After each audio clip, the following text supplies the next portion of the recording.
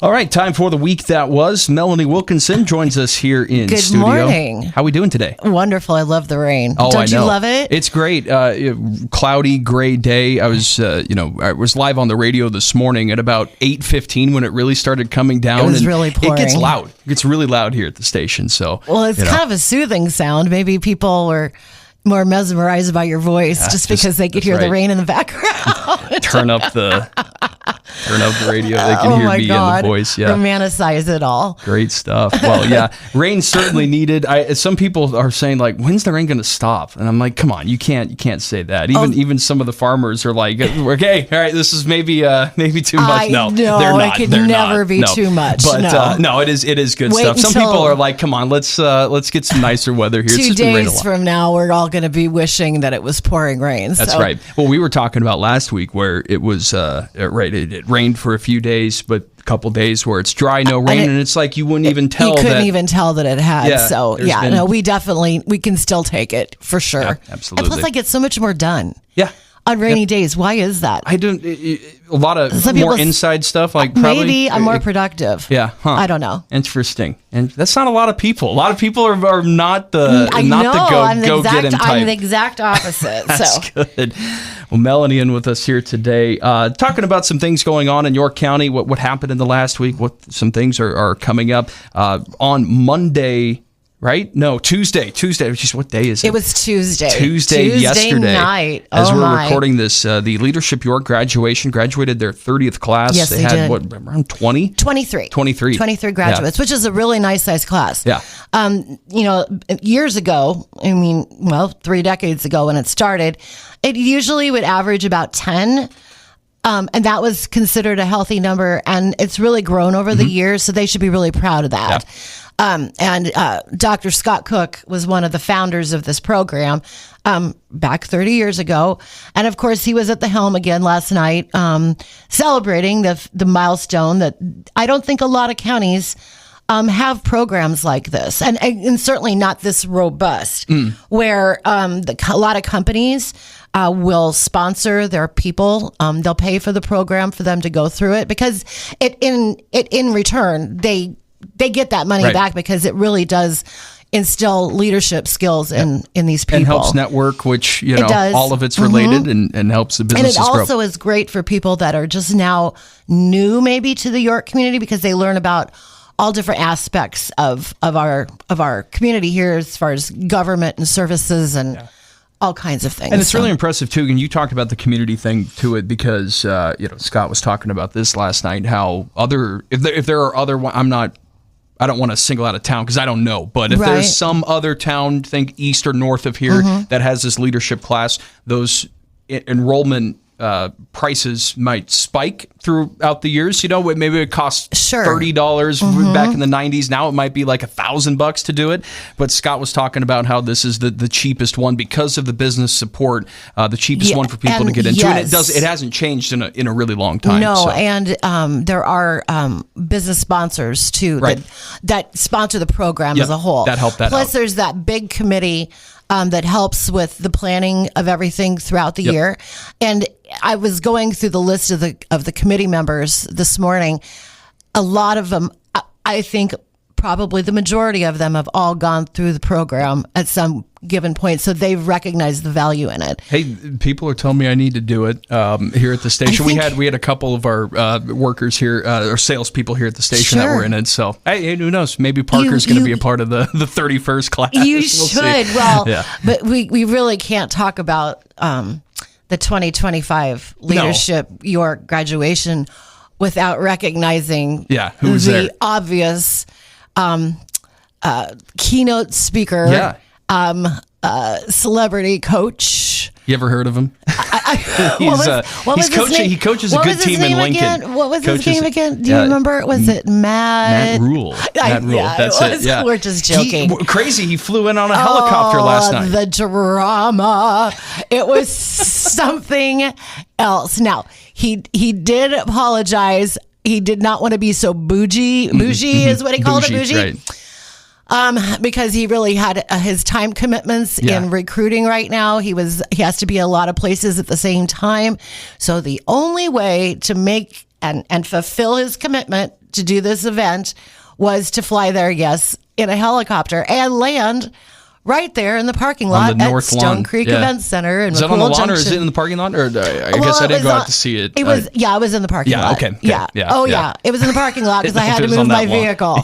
Yeah. I had to move several vehicles so that there was enough clearance for this helicopter to land. It was insane. It was so funny. I was talking to someone who said the only other time they ever saw a helicopter land in McCool was for some big land auction years ago, I guess. I don't know.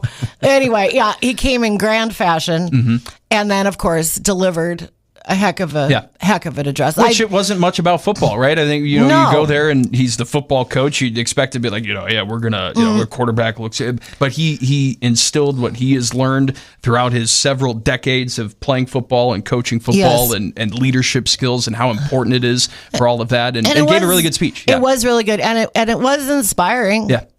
Sometimes you have a speech and okay, and they say what they're supposed to say, and everybody just kind of lives through it. And no, it was really good. I thought so too. So it was a very successful night. Absolutely. About 210 people were there. So yeah. Yep.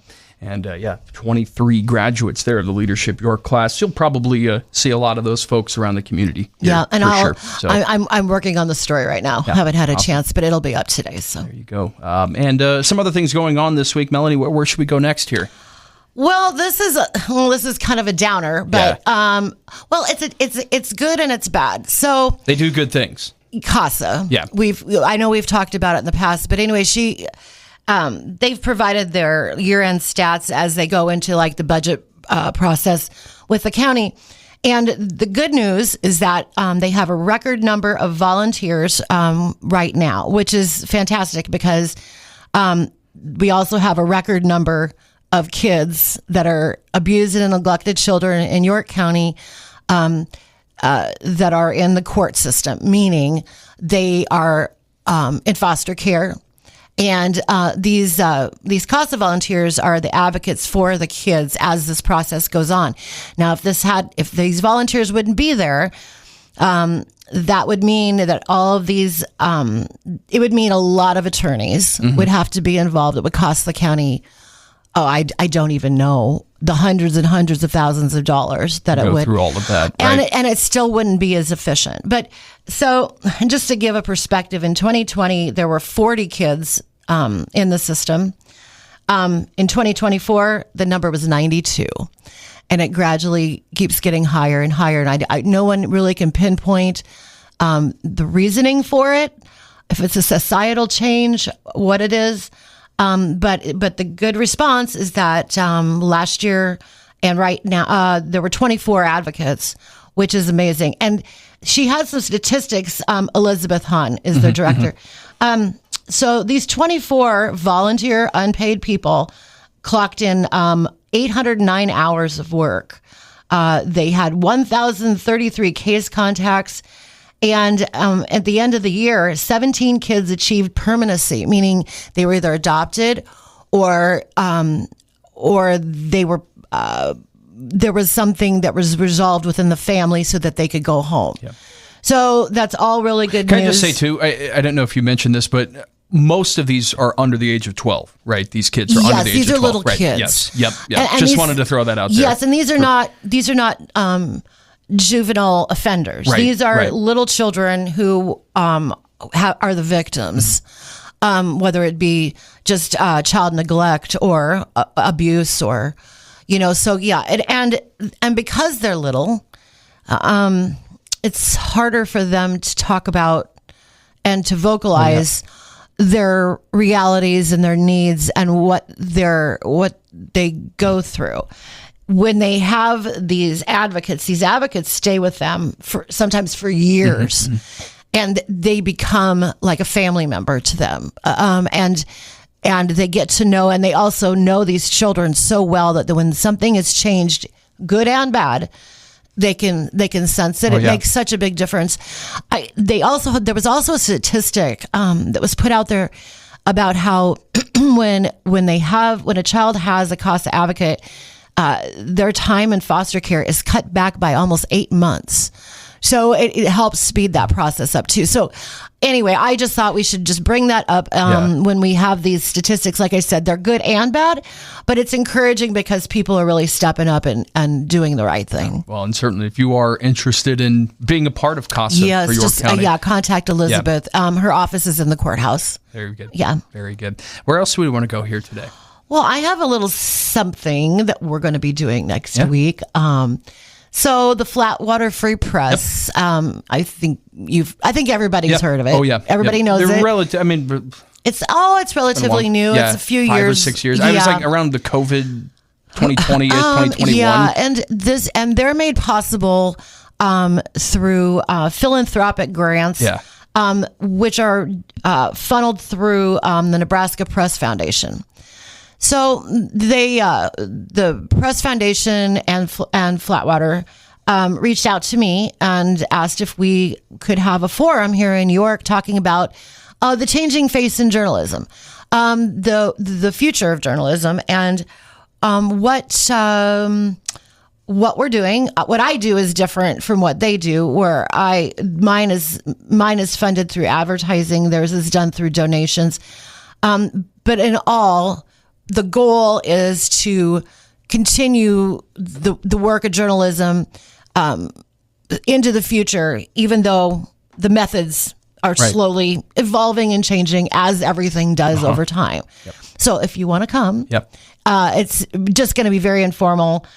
Just snacks. It's at the library. It starts at 12:30, ends at 2. We'll have a presentation probably about 1:45, and then people can feel free to tell me things that they would like to see for stories or suggestions or ask questions or and the Flatwater people too are also very interested. How many people are coming with Flatwater and NJT? I'm not quite sure. I know that there will be 3 for sure. Gotcha. Yeah. So the director of the Journalism Trust, Matt, is going to be there, and then at least 2, maybe 3 of their writers will be there also. Excellent. So that is on Thursday the 26th.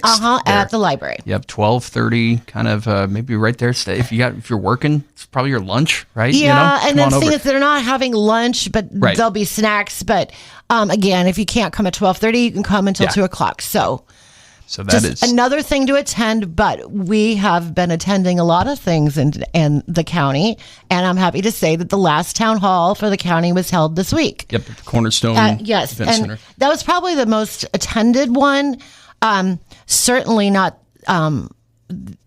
better than the rest of them. Every single meeting has been so insightful.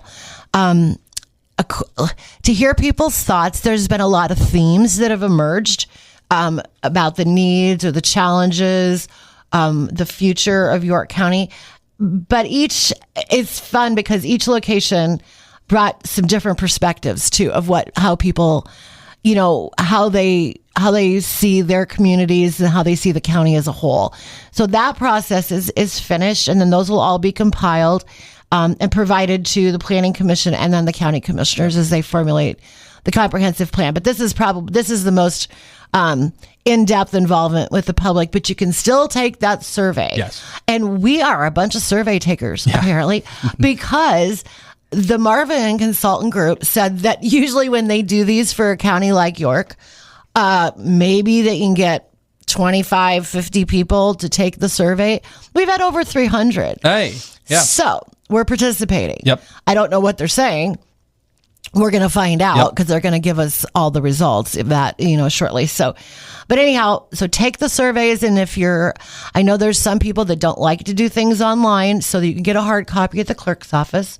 So we got that all wrapped up. Very good. And but what is there the website for this survey? The story, the very last story will be posted tomorrow morning. Gotcha. And then I'll have the address and that, but you can also go back and look at the other community meeting stories, and the survey address is at the bottom. Very good. It's long, good. So. Yeah, absolutely. But I know some really important things are coming out in those meetings, so that's good to see and good to hear. So that was the week that was. Yep, that's right. Now coming up, hey, we got this weekend. What's going on? Sidewalk sales, right? The sidewalk garage sales. Yeah, the citywide garage sales. That's garage sales. Yep. Looks like Michelle has about, I think 60 that 60 that are registered. And her digital map is up this morning. So all you have to do is click on it, and it has the address, the times and days that these people are going to be having their garage sales. And then if you even click on the map on like pick a dot and you click on it, and it even tells what they're going to be selling. That's interesting. If somebody has baby clothes, it's going to say baby clothes. If there's all furniture, it'll just say furniture. So that's she did a really in-depth work to put this together. I'm clicking around on it right now. It's a Google map, so it's easy to navigate and works well. And then also for those people that are having garage sales, if you want to have that physical sign for your yard, there's information about how you can get those from Michelle. Wednesday, Thursday, and Friday. Yeah, there's even one all the way out on what is this road? It's kind of out of town. It's right off 34, like Road 134. Oh, wow. Is that what that is? Okay. I don't know. There's one of it, maybe 2 miles. That's awesome. Like, you got to go past the airport. And then also, too, the auditorium is listed as one location, but there are multiple sales inside the auditorium because they offered it up for people that maybe didn't have enough yard, or they didn't feel like they had enough stuff, or they didn't want to go through the bother. They can just go in, and they've already registered with the auditorium, and there'll be multiple sales inside. So, which might be nice because it's going to be hot. But I think a lot of people will probably go out and shop early in the morning. So, then head to some music in the afternoon, perhaps Zephyr Fest this weekend as well. There that all benefits the Pediatric Cancer Action Network. So it's going to be a lot to do. Hot this weekend. It's going to be hot, but it's going to be a lot of fun stuff going on. Get your sunscreen out. Exactly. And Melanie, you enjoy the rest of your week. Thanks for coming. You too.